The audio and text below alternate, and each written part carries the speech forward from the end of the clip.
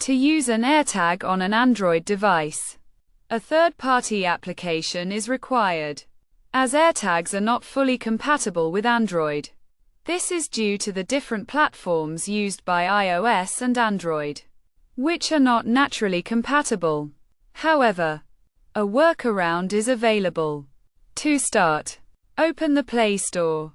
Search for and install a suitable application, such as one designed for tracking devices. Once installed, open the application and enable Bluetooth when prompted.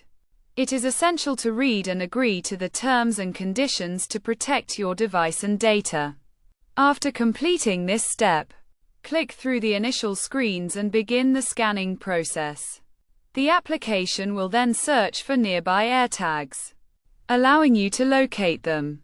This method is currently the best option for using AirTags on Android devices, given the compatibility issues between the two platforms.